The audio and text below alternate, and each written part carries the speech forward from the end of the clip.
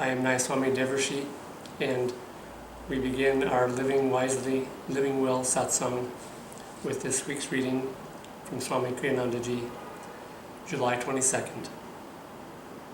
Self-knowledge gives a deep understanding of others.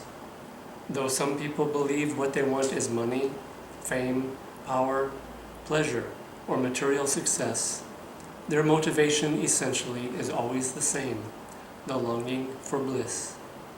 This subtle truth links all beings together in one cosmic family. The deeper you go in this understanding, the more completely you will develop insight into others. You can then, even if you so desire, develop their skills by attuning yourself to their special approach to bliss. This beautiful reading makes the very beautiful point that we are all one in divine bliss. We all came from bliss. We were never really separate from that bliss. We think we are, and we strive to achieve that bliss in many different ways. But when we recognize that we are one with bliss, we recognize this deep connection that we have with all souls. Swamiji makes a very interesting point about how we can even develop another person's skills by tuning into bliss and by being attuned to them. And I'll talk about this because this is a very interesting point that does not have to wait until we become and merge back into divine bliss. It's something that we can practice even now, wherever we are at. Attunement simply is something that we practice, especially with the Guru and the Guru's consciousness, but we practice it with each other in a way. We're always attuning to something.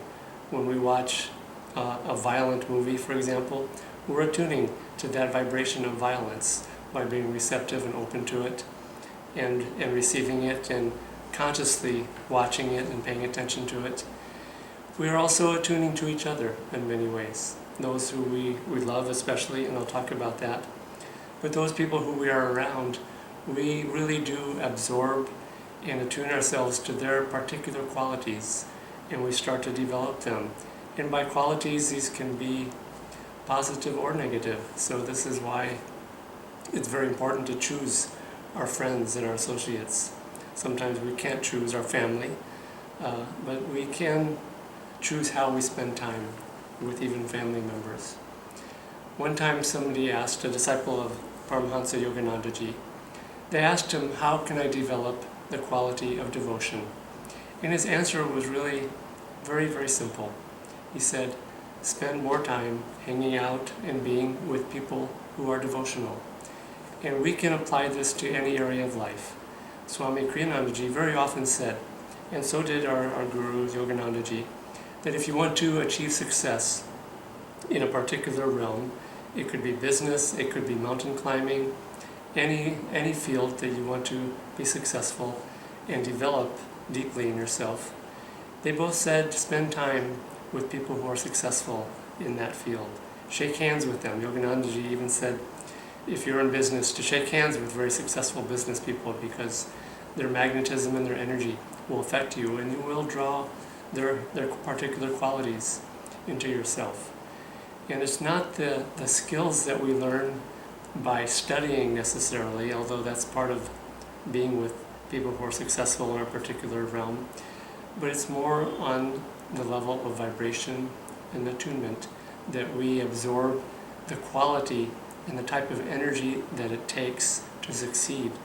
Again, as a mountain climber, as an entrepreneur, as a saint or a devotee seeking moksha or seeking freedom. I had a very vivid way of experiencing this way of drawing qualities from those who we were close to. My wife of 25 years was very different from me in certain ways. And after she left the body a few years ago, someone remarked that I was starting to show some of her expressions, the way my face and the way I expressed myself. And it was not something, of course, that I was conscious of, but I was very aware that they were right, because I felt myself consciously drawing and taking on some of her very positive spiritual qualities. And that was from spending many, many years with her very closely. Swami Kriyanandaji said once that love is a cord that ties souls together for eternity. And that love also, when it's more on a divine level, it makes people receptive to each other. In some ways, it's almost like their brains almost connect on some level. It's really the soul. But on some level, you really do connect on a deep level with someone who you love. And this really is very, very clearly describes the guru-disciple relationship. It is based on that quality of love and how we really almost merge with another person when we relate to them on that level of divine love. Here in Gurgaon one time I was with Swami Kriyanandaji, and I was trying to get a deeper understanding of the guru-disciple relationship. And I had this understanding that devotion to the guru opened your heart and your heart chakra and allowed the guru's blessings and grace to enter there on the level of feeling, where we really are changed much more than on the level of mind or intellect. And that was my understanding, but I wanted to really be sure that this was right, or maybe there was more to it. And I knew that this is a very, very important aspect of the spiritual path, perhaps the most important in some ways. So I asked Swamiji, is my understanding correct?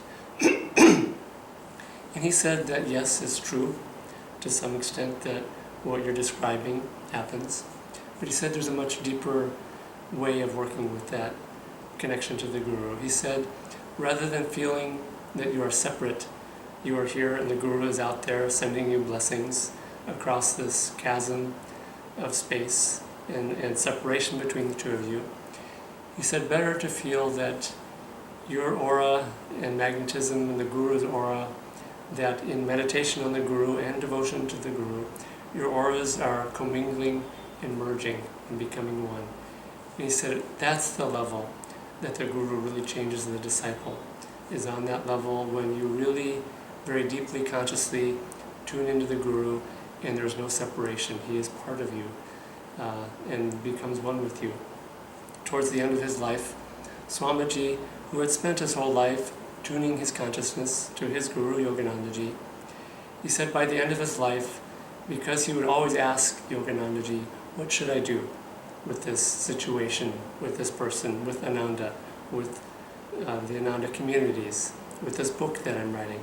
He said he would always ask Yoganandaji, what should I do? And he said over time that separation became no longer there. He said at the end of his life that he couldn't even tell anymore where his thoughts began and Yogananda's ended, and vice versa, because he was so connected on a deep level to his guru through that many years of attunement and tuning into him. And so you'll find that this is one of the wonderful and sort of, I think, not often described benefits of being with spiritual, like-minded people and spending a lot of time with them, which is that you start to really, in a way, almost share all of your spiritual qualities together. And you start to draw on someone who has the quality of willpower, or joy, or devotion, or energy, all these different qualities. By spending a lot of time with different people who have different qualities, you start to really tune into and absorb them, especially when you relate to people on a soul level, the way Swamiji describes with this reading. And so, choose your friends very wisely. Spend more time with spiritually inclined people, especially if certain ones that might have particular quality that you really need to develop. And you'll find that if you relate on a soul level, relate on the level of divine bliss, that this starts to happen almost by osmosis, almost in a way that can't be described, and certainly in a way that is not conscious. It just happens naturally. And before you know it, this change has happened in you. And this is what I experienced with my wife of those many years. But I've also experienced it with spiritual friends at Ananda Village, people who I've especially spent time with over the years. So tune into the divine as bliss, tune into your connection with all souls as divine bliss, and you'll find that you start to really also just connect with people. I'm living now in Gurgaon, which is a city, and for many recent years I've lived at Ananda Village, which is truly a village. There are a few hundred people living on many acres of forested land, and you can spend a whole day and not see someone if you're just very private. And so here in the city you see many souls. And I find it very helpful to just spend more time consciously being aware that these are all children of the infinite, that we are all seeking divine bliss in different ways, and that even the most negative encounter that I have, this person is actually trying to experience divine bliss. They just don't know it yet. In a way, what Swamiji describes here, this aspect of tuning into bliss and having that connection with all souls, describes the lives and the consciousness of the saints. And this is where we are all trying to go with this. I'm also going to read tomorrow's reading, since we don't have this Living Wisely, Living Well satsang every day, because it also relates very closely to this topic and just picks up on another aspect of it which I've just touched on. So tomorrow, July 23rd, how can one love everyone on earth? Here is one way. Reflect that God's nature is, as the Indian scriptures declare, Satchidananda, ever existing, ever conscious, ever new bliss. He, the Creator, gives to each of us the motivation to seek bliss as our true nature also. The hidden intention behind every act is the soul's need to discover the secret of existence as perfect bliss. The worst criminal seeks to solve that mystery. Strange, isn't it? But in fact they are. He seeks it mistakenly, of course, yet he does so unmistakably. Everyone on earth hungers for that fulfillment, though people usually seek it indirectly. Isn't this reason enough to love and to be compassionate toward every being on earth? So, don't judge others for their faults. Try to see them simply the way you would see a child who, out of ignorance and lack of good training, makes an error in judgment, in action, or on some emotional level. And in a way, we are all children. And in fact, we've probably spent a lifetime going through exactly what the person that we might be judging is going through right now. And maybe we've just spent more time doing these things.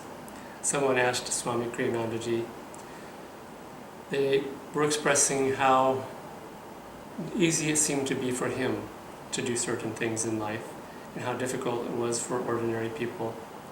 And Swamiji simply said, well, it's partly because I've been doing this for a long time. And he had the experience, and he had tried all these different ways in many lifetimes of finding happiness, and ended up on one, understanding that it's only through divine bliss that one becomes truly happy, but two, understanding how to do that, because that's the challenge actually is, it's not just understanding the truth, but acting on it, and finding a way to meditate, to turn within, and to actually commune with bliss, and start to change our identity from emotions, from the ups and the downs of this world, to that beyond duality aspect of who and what we really are, which is bliss. So we've all been there when we see someone, and in fact, the great ones have pointed out that when we do judge someone harshly for a fault that they have, Swami Kriyanandaji has pointed out that in fact the reason we are judging someone harshly and negatively and perhaps emotionally is for one of two reasons. Either we have that fault ourselves and we're reacting out of emotion, or we will have to at some point experience the same fault so that we learn the lesson not to judge others for that particular fault, but to be compassionate, to be kind, the same way a wise parent does not judge the child for stumbling and making a mistake. So learn not to judge others, learn to love unconditionally. It doesn't mean that we have to allow wrong things to happen. We have to act very strongly sometimes to fight certain injustice what we see and to correct a child, for example, but don't do it from the level of harsh judgment. There was a story that a disciple of Yoganandaji told where he walked into a room and the master was very, very energetically scolding another disciple for a problem that they had. And they watched Yoganandaji and they were kind of behind the scene of action. And when Yogananda was talking to the disciple, he was really letting this person have it with a lot of energy, even with an expression of intensity on his face that seemed like emotion. And then he was pacing back and forth, and we turned around and turned away from this person he was scolding. This other disciple saw this just joyful, peaceful smile on the master's face. And so he was actually just expressing that outward energy just to give some oomph to the advice he was giving this first disciple, but he wasn't really feeling that. So sometimes, yes, it's appropriate to express those things, but try to do it from a center of calmness, non-judgment, and even divine joy. There's a humorous story that I told at the satsang this last weekend at Ananda Delhi. I'll share it here because we all, at some point in this life, I think, have tried to compare ourselves to others and have tried to put ourselves above others in judgment, or perhaps we've judged ourselves unkindly and we have felt to be less than others are because the other person seems greater or perhaps out of pride puts us down. And this story is of a disciple of this path, a brother disciple of Swami Kriyanandaji. And this person his name was Brother Turiyananda, and he was giving a public lecture in the 1970s. And afterwards, he was greeting people outside the door where he spoke, and shaking their hands and just saying hello and a few kind words to each person. And a woman came out, greeted him, and said, "My name is so-and-so, and my father is the President of the United States." And in fact, her father was at that time President of the United States. And she perhaps was saying it with some pride. And I think the natural reaction of many people would be to be very impressed and to feel perhaps a little bit smaller, or to perhaps react and judge someone for trying to put on airs, so to speak. Brother Turiyananda didn't react in either way. He reacted from this level of his identity with divine bliss that Swamiji describes in these readings. Without hesitation, he put out his hand to shake hers and said, "My name is Brother Turiyananda, and my father is the Lord of the universe." And he was describing what he knew, and he wasn't saying it with pride to push her down. In fact, I think he could have added truly and sincerely, and he probably felt to say to her that your father is also really the Lord of the universe, not this person who physically helped give you birth. And so when we change our identity to our oneness with our infinite Father and Mother, we start to see that everybody is our brother and sister on some level, and in fact in the deepest level. And we start to perhaps be more kind to others, and we start to be more forgiving of their faults. And so try the best you can to tune in to the divine as divine bliss, as the greatest way to correct your own behavior, to learn to love others, to learn kindness. This aspect of kindness is a very deep spiritual quality, deeper than we might think. One time in recent years, a newspaper reporter, was interviewing Swami Kriyanandaji. And this reporter referred to an experience in Yoganandaji's life towards the end, where somebody asked Yoganandaji, "What will happen when you leave us? What can take your place?" And Yoganandaji went within, and he said, "When I am gone, only love can take my place." And this reporter quoted that story and asked Swami Kriyanandaji, "When you are gone, when Kriyananda has left us, what can take his place?" And Swamiji thought briefly. He wouldn't have been presumptuous enough to come up with this on his own, but he was asked the question. And he said, when I am gone, kindness can take my place.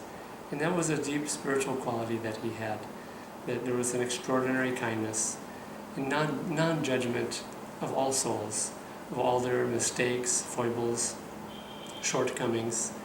And that quality of divine kindness comes from this aspect of understanding that we are one with divine bliss, and that we are all together in this drama, this show, and that we are all truly brothers and sisters.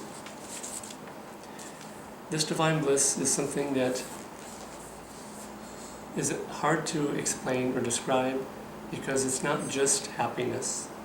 It's not just the emotional high, because emotional highs have an up and a down. It's part of duality, and for every emotional high in an outward way, there's going to be a corresponding emotional slump.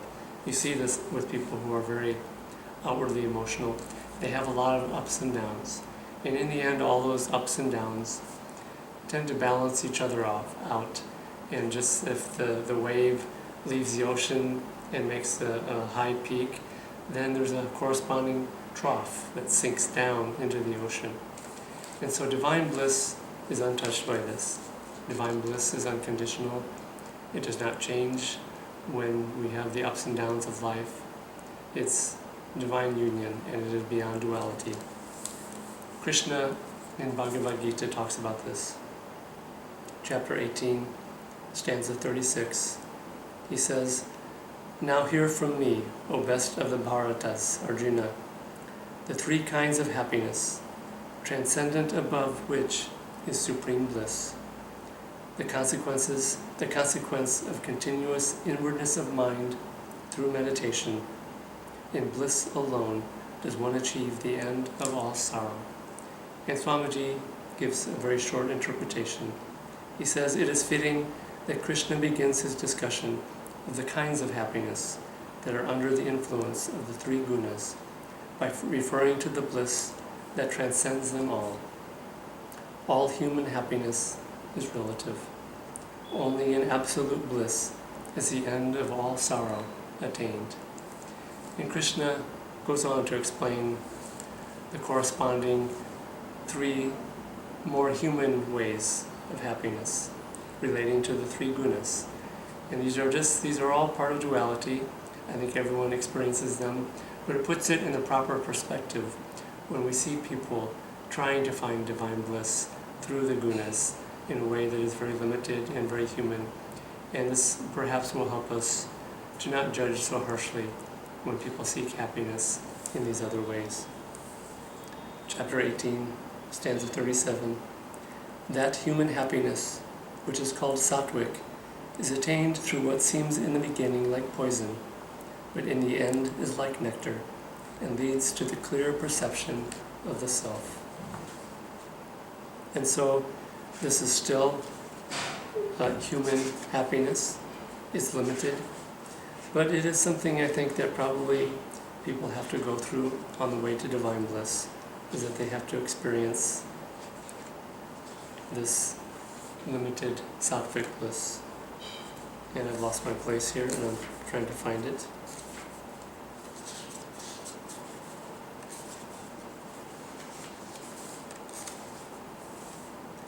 Then he describes, Swamiji does, how sattvic joy is the kind of joy that comes from right action.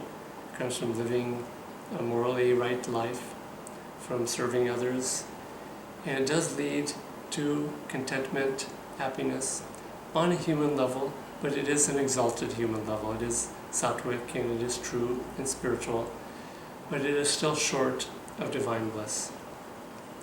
Now, Krishna talks about these other levels. That happiness is rajasic, which arises from contact of the senses with their objects. It seemed like nectar in the beginning, but in the end is like poison, just the opposite of sattvic pleasures and joy. And Swamiji says, sensory enjoyments may often seem in the beginning as sweet as nectar. If we consider them to be the source of our enjoyment, however, they soon turn bitter, and indeed poisons our happiness. Good food is pleasant, but if we consider it a source of happiness, we may overeat and become too heavy and prone to disease. Wine may be pleasant to the but if we consider it too a source of happiness, we drink to excess and become alcoholics. And so any outward sense pleasure tastes very sweet in the beginning, but in the end it turns very bitter. And this is outward rajasic enjoyment, again describing especially the dual nature of seeking joy or happiness outside of ourselves. And then Krishna talks about the lowest form.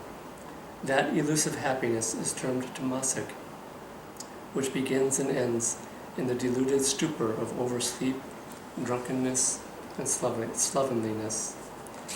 And so Swamiji says actually that this tendency is even because we are all having human bodies and we are all on this earth, which has all three gunas associated with it. He says that even a saint they have to sleep, and so there is some of this tamasic tendency, even to a tiny degree. And so again, this really advises us and urges us to get beyond these three gunas, to get beyond limited human happiness, to introspect, and when we are caught up in seeking happiness in the senses or in drugs or that kind of thing, or when we see others doing that, don't judge for doing it. Also, don't judge yourself when you make the mistake of falling into one of those pits of desire and attachment that every human must go through in the end. Just simply get up from that mistake and go on with your life.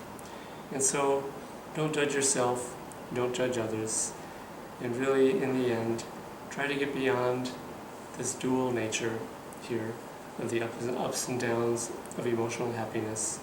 Meditate, be with others who have the quality of divine bliss. Spend time with them as much as you can. Spend time especially with the great masters. Have their satsang.